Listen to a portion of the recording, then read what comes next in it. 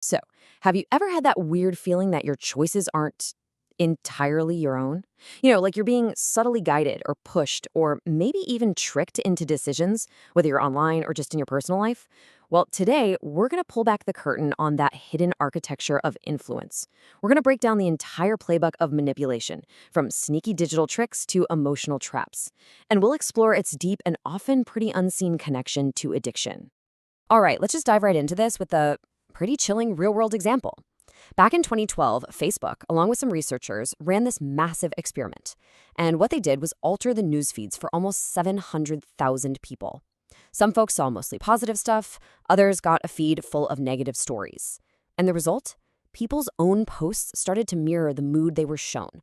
It was proof of just how easily our emotions can be influenced, all without our permission. Kind of scary. You see, that Facebook experiment is the perfect way to get into our first section, this idea of an invisible architecture that's shaping our decisions every single day. And this isn't about obvious commands, not at all. It's about a really subtle, really powerful force that just kind of operates right beneath our conscious awareness. At its very core, this is what we're talking about. Emotional manipulation. It's not just a simple disagreement. It's a calculated attack. The whole goal is to skillfully use these subtle tactics to just systematically destroy a person's self-esteem and even make them question their own sanity, all for the manipulator's personal gain. It's an incredibly destructive and insidious process. So, how does this actually work? Manipulation isn't some kind of dark magic. It's a science. It's really all about hacking the predictable patterns of the human brain. In this section, we're going to break down that psychological playbook that manipulators, whether they're app designers or, people in our actual lives, use to their advantage. And this right here, this is the critical ethical line in the sand. Look, persuasion is part of life, right? It might influence you, but the final choice is still yours. Manipulation, on the other hand, is totally different. It is designed to take that choice away from you.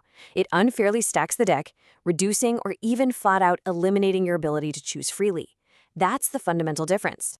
So this playbook, it really has two core parts. On one side, you've got our own cognitive biases. These are the mental shortcuts our brains naturally use to make quick judgments. They're just part of our wiring. But on the other side, you have dark patterns.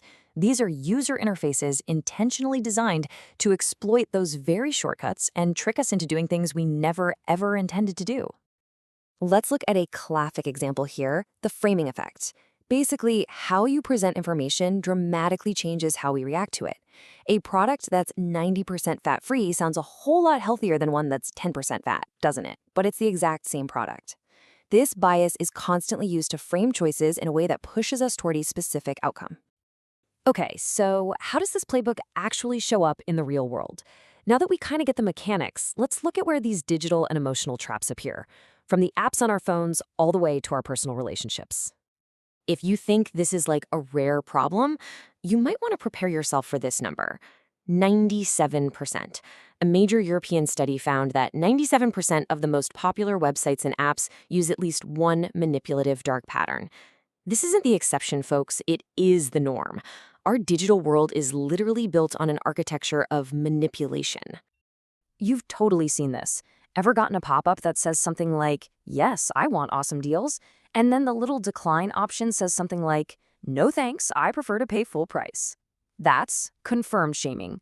It's a classic dark pattern that uses just a little bit of social pressure and shame to guilt you into making the choice they want.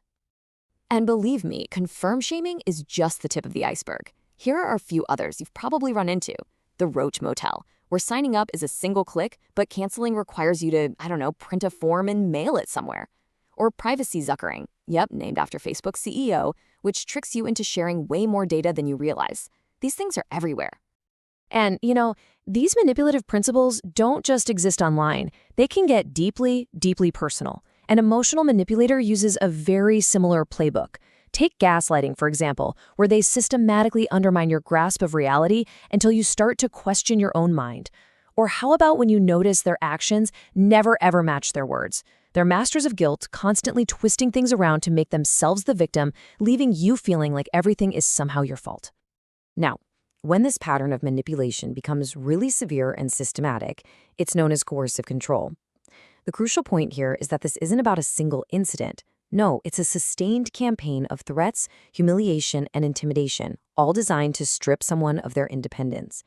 This is so serious, it's now recognized as a criminal offense in many places.